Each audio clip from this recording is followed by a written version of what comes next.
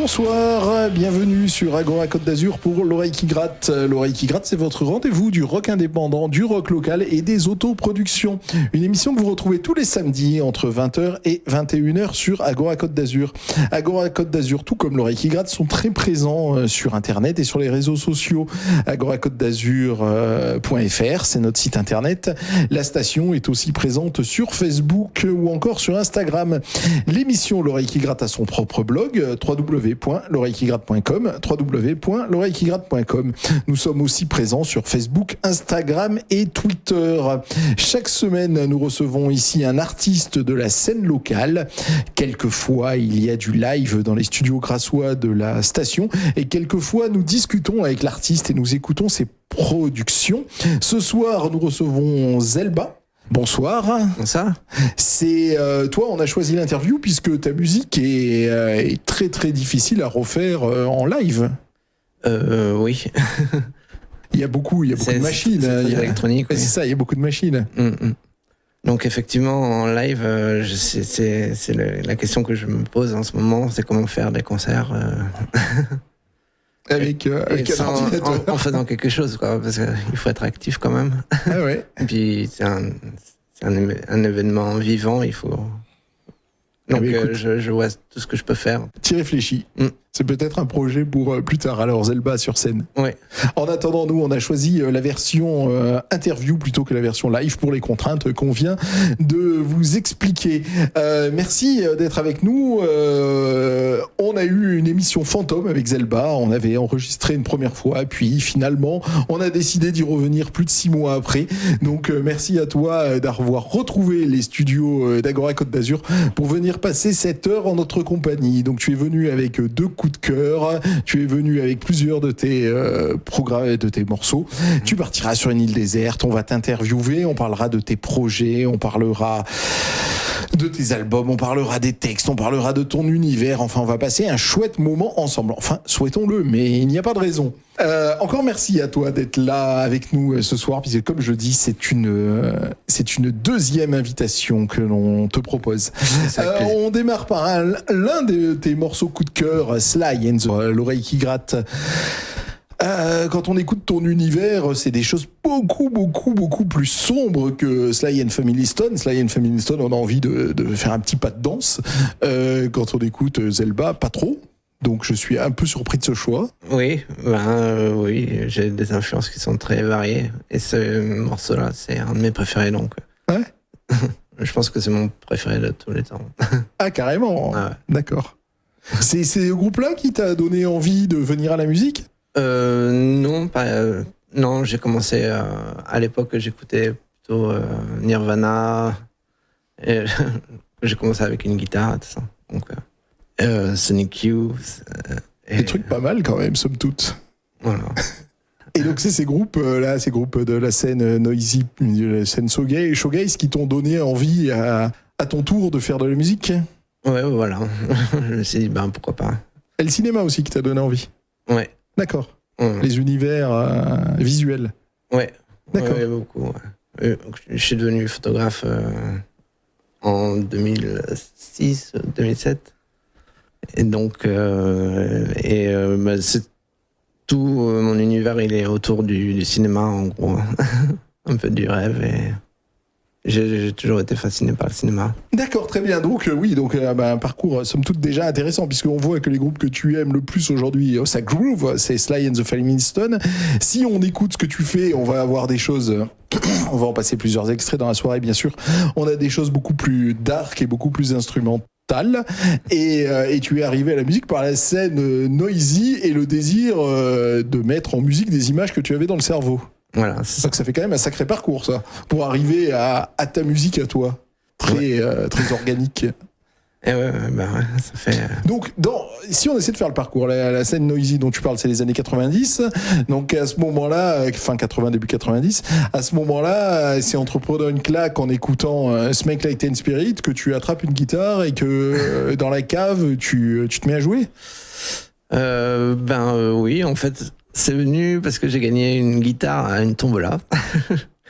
Et donc, mon frère il m'a montré quelques accords et puis je me suis dit, j'ai envie de faire ça, j'ai envie de faire mes propres morceaux. Donc, comme j'avais que mon frère qui pouvait moi, j'habite à la montagne et il y avait personne pour m'enseigner en fait la guitare. Et donc, j'ai commencé à composer mes morceaux pour apprendre en fait. Donc, j'ai commencé directement par la composition et oui, j'ai essayé de refaire un peu des morceaux, tout ça, mais j'étais pas très doué pour ça. Donc je préfère faire des compositions. D'accord, avec du chant tout de suite. Oui. Ouais. Non, mais c'est intéressant que le hasard de la vie, le hasard d'une tombola, si tu avais gagné, j'en sais rien, si tu avais gagné une brouette, une arme à feu, ta vie aurait été tout autre. On peut se réjouir que ça soit tombé sur une guitare. Et donc à ce moment-là, voilà, tu commences à gratter 3 choses et à faire d'entrée les compositions. Voilà.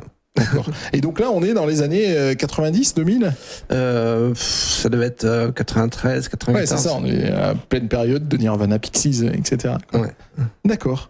Et comment... écoute, on va t'écouter, parce que là, on est en train de parler de ta musique, mais il faut que les auditeurs puissent t'entendre pour avoir leurs propres images. Donc, on va écouter le morceau Autobahn de Zelba, puis ça nous permettra de continuer la discussion après. Zelba, que nous recevons ce soir sur Agora Côte d'Azur pour l'oreille qui gratte.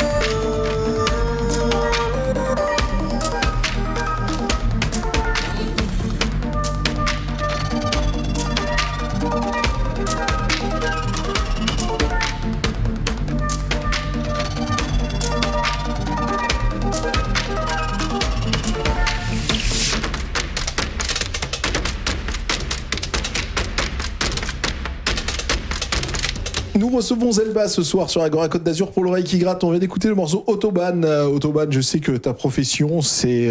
tu conduis beaucoup, tu es taxi, si j'ai bien compris. Oui. Ce morceau est en rapport avec ta profession ? Non, pas vraiment.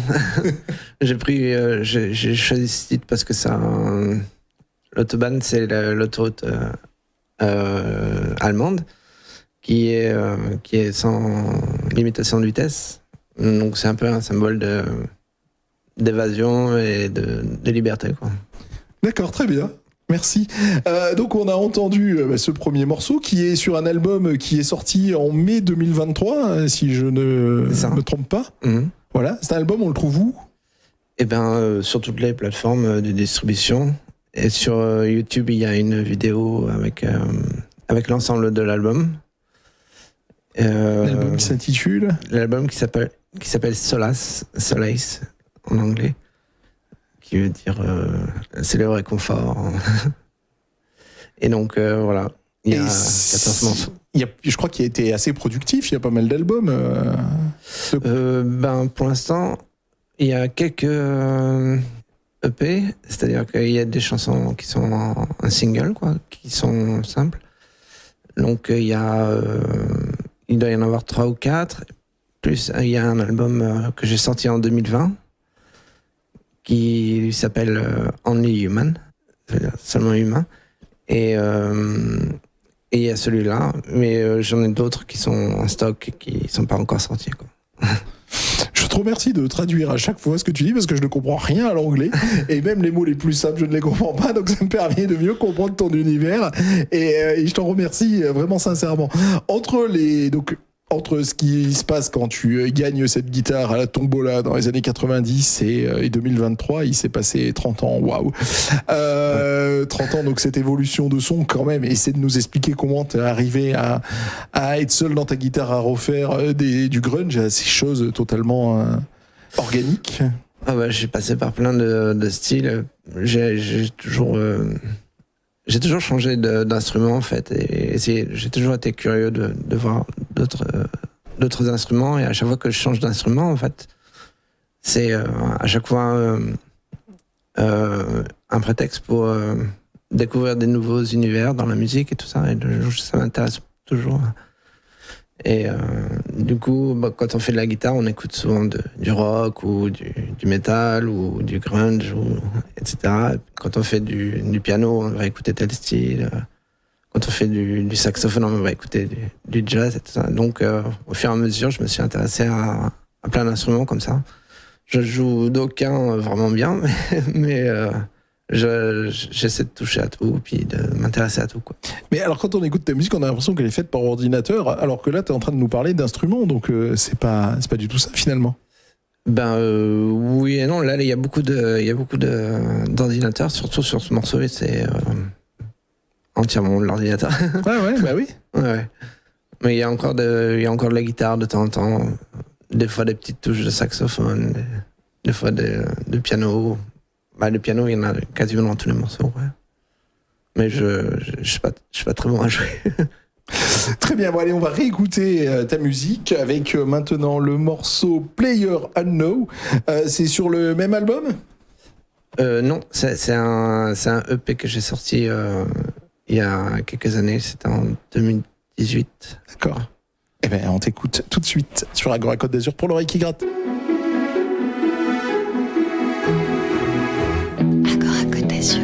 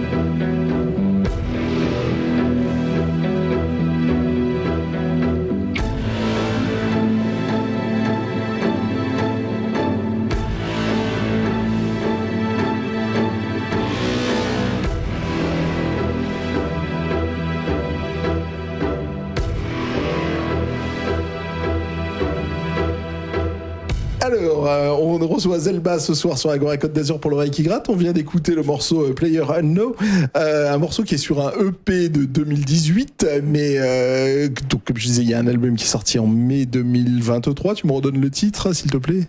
Solace.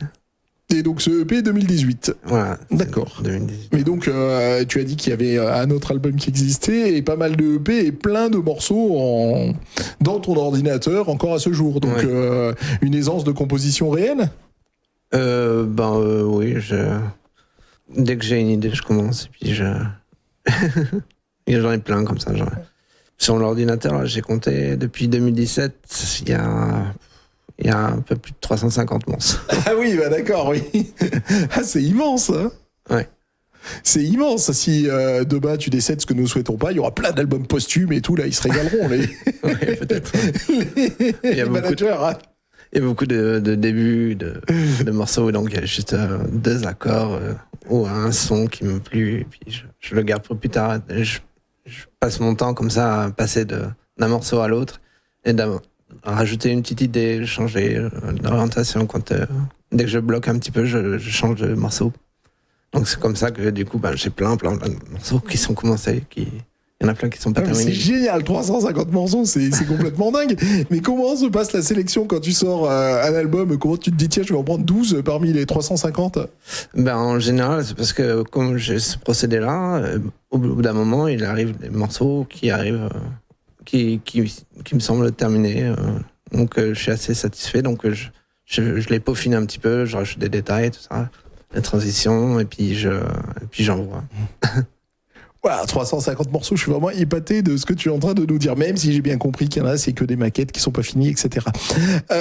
Les 350 morceaux, c'est souvent dans ce même univers musical, ou est-ce que des fois il y a des choses plus lumineuses? Est-ce que parfois tu nous fais du zouk, du groove, pas du tout, ou est-ce que ça reste toujours j'essaye un peu tout. J'essaie un peu tout, donc ouais, il y a beaucoup de choses qui sont beaucoup plus, qui sont moins dark, quoi, moins sombres.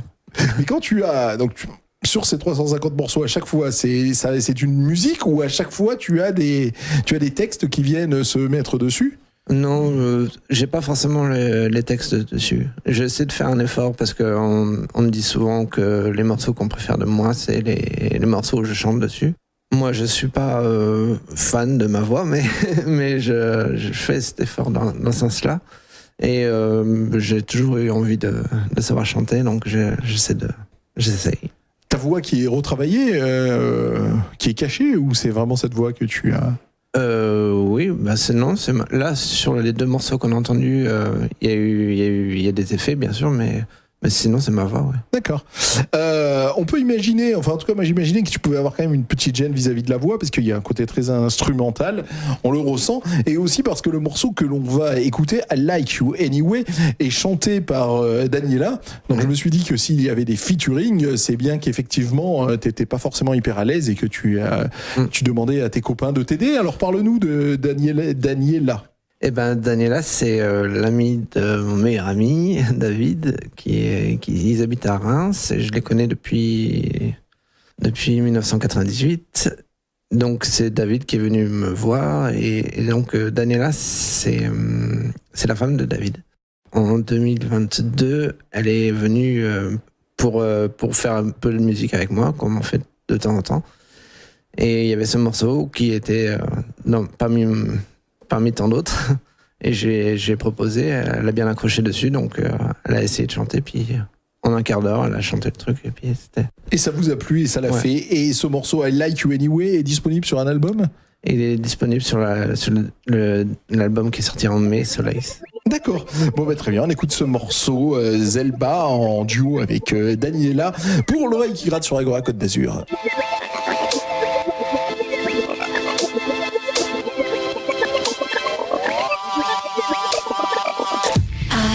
Eaten the plums that were in the icebox, and which you were probably saving.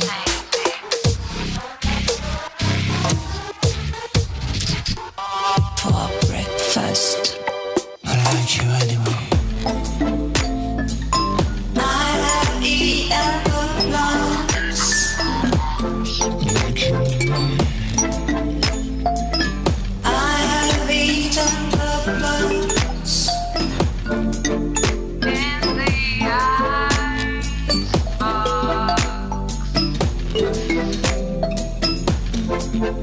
Forgive me.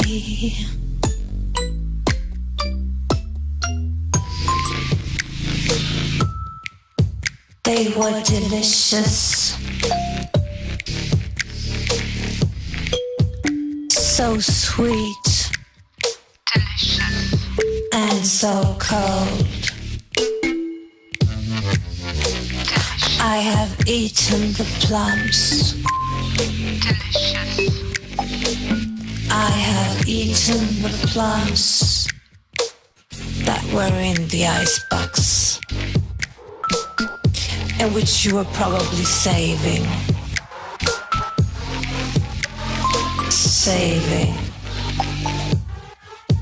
for breakfast.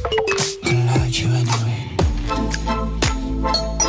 I have eaten the plums.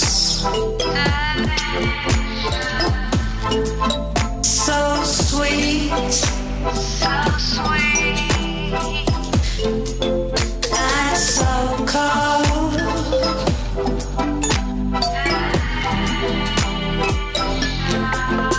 Forgive me, forgive me, forgive me. They were delicious, so sweet, and so cold.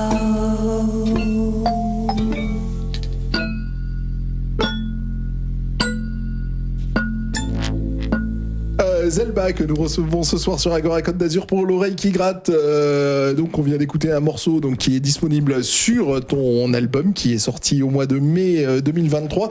Cet album, on le rappelle, il est disponible sur les plateformes, il est aussi en écoute sur YouTube et il n'y a pas de physique, c'est que dématérialisé. Il n'y a pas un CD, un 33 tours. Non. Tout est dématérialisé avec toi. Tout est dématérialisé, ouais. Mais concrètement, il y a combien d'albums ? Il y en a eu 2, t'as parlé d'EP. Il y en a combien concrètement d'albums ?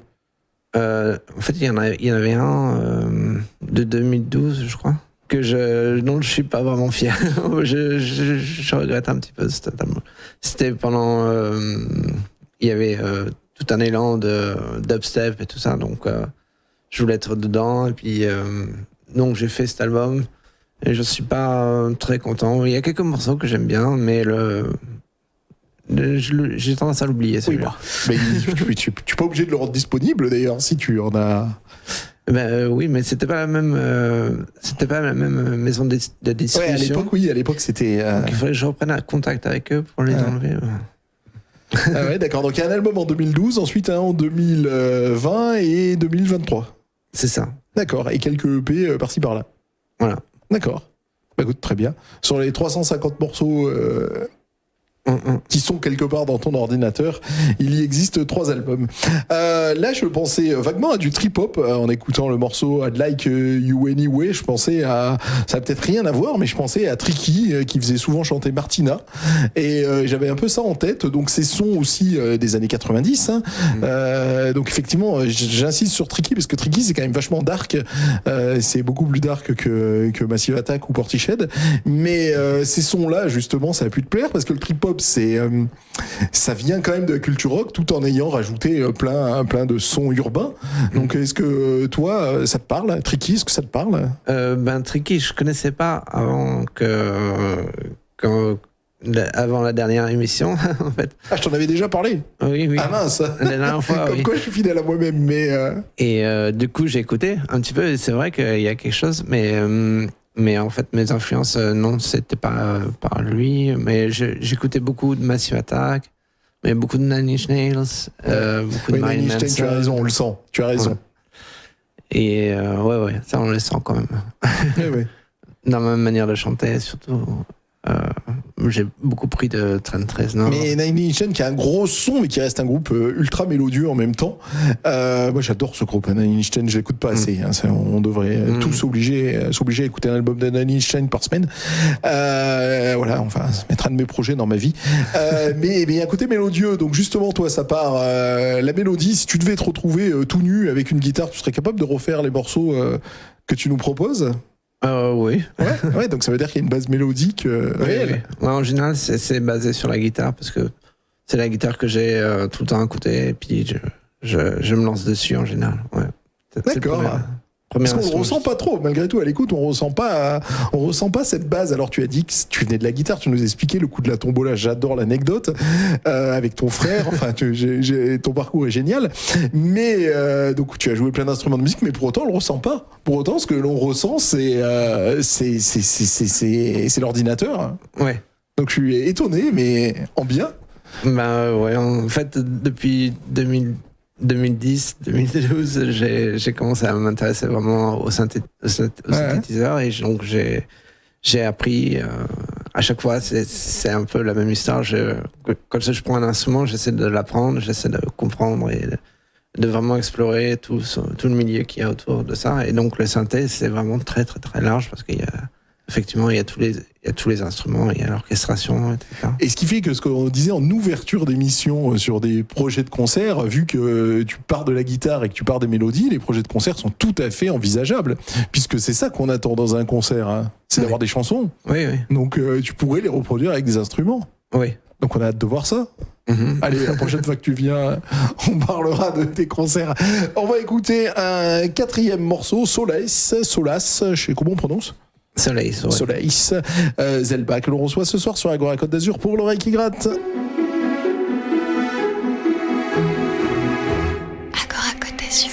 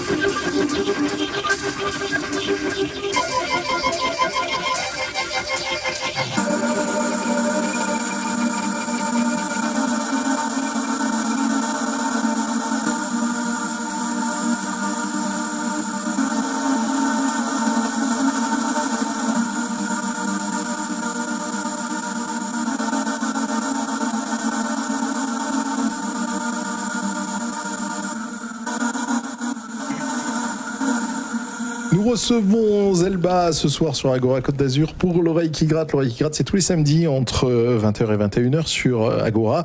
C'est le rendez-vous du rock indépendant, du rock local et des autoproductions. La station Agora comme l'émission l'oreille qui gratte sont très présentes sur Internet.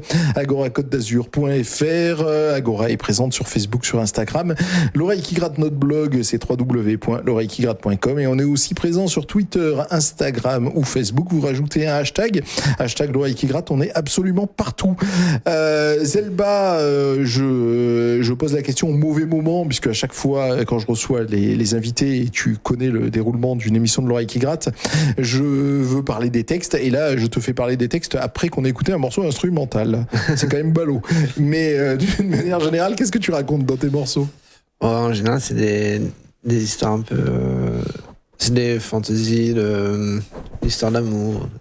Donc c'est des paroles un peu vagues, un peu sur deux amants qui sont vraiment... Non, bah c'est pas sombre alors. C'est même ce qu'il y a de plus beau. Ouais, non, les paroles... Non, ça finit mal. non, il y a quand même il y a des morceaux où c'est des amoureux, mais c'est pendant la fin du monde, ou des trucs comme ça. Ah, d'accord. Donc il y a un petit côté sombre quand même.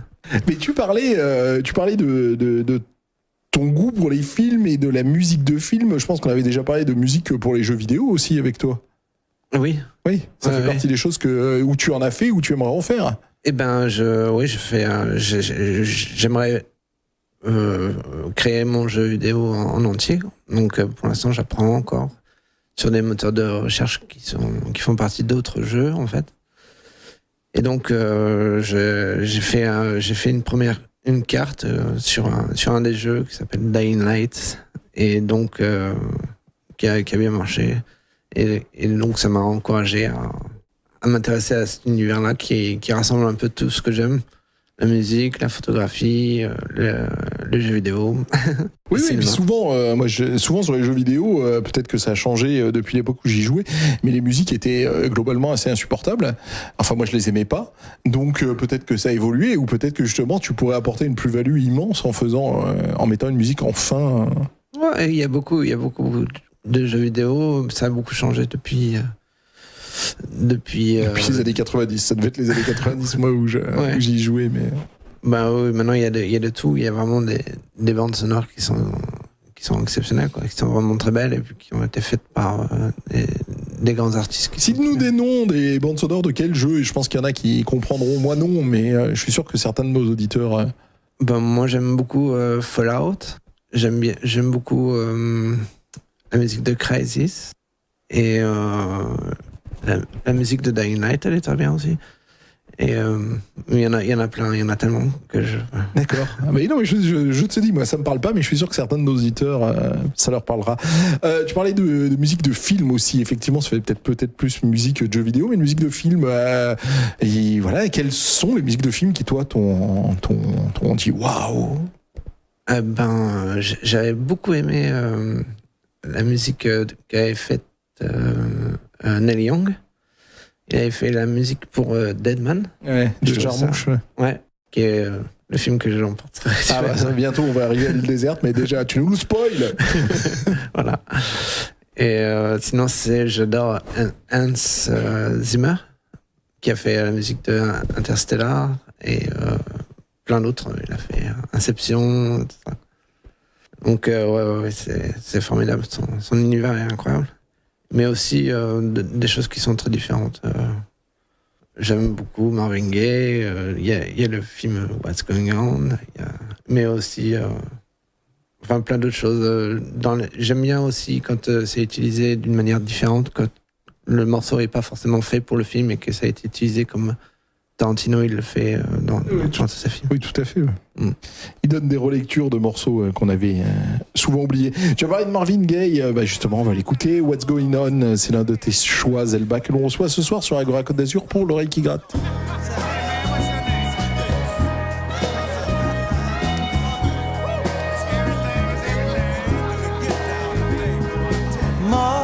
Mother, there's too many of you crying. Brother, brother, there's far too many of you dying. You know we've got to find a way to bring some loving here today. Yeah. Father, Father, we don't need to escalate. You see, war is not the answer, for only love can conquer hate. You know we've got to find a way to bring some love in here today. Oh, picket lines and picket signs. Don't punish me with brutality. Talk to me so you can see. Oh, what's going on? What's going on? What's going on? Yeah, what's going on? Oh, what's going on? What's going on? Right on.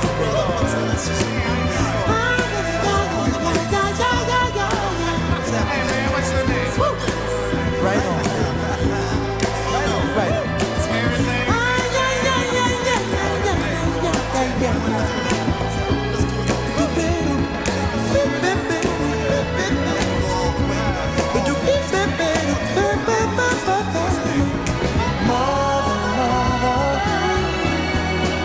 Everybody thinks we're at home.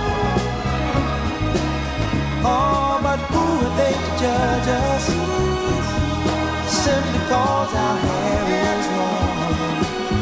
Oh, you know we've got to find. Bring some understanding here today. Oh, oh, oh. Picket lines and picket signs. Don't punish me with brutality. Come on, talk to me. You can see what's going on. Yeah, what's going on? Tell me what's going on.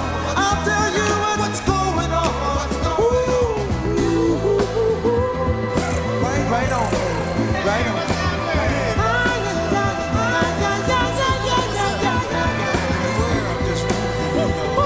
Right on.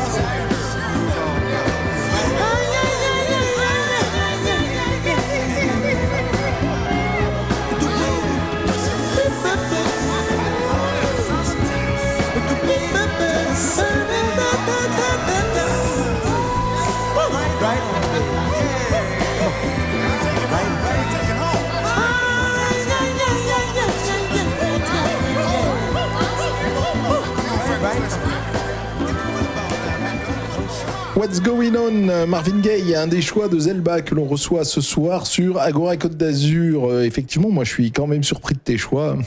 Sly and the Family Stone, Marvin Gaye, en même temps ça fonctionne et on adore ces morceaux, on tape tous du pied. Mais une fois de plus par rapport à ton univers, c'est vrai, on aurait mieux vu Nine Inch Nails, hein, mais... Pardon ? On aurait mieux imaginé Nine Inch Nails, effectivement. Ouais, mais je sais pas, c'est des morceaux qui sont vraiment dans mon cœur et que je garderai toujours. Oui, qui donne envie de bouger. Marvin Gaye, tu nous en dis un mot ? Eh ben, Marvin Gaye, je connaissais pas avant de faire la musique avec mon ami David. Et il m'a un petit peu sorti de la dépression grâce à la musique. En fait, il m'a demandé d'écrire des chansons pour lui et d'écrire les textes. Et puis après, il m'a demandé de les chanter. Puis après, il m'a dit qu'il fallait chanter avec le groupe. Et après, il m'a entraîné en concert, en fait.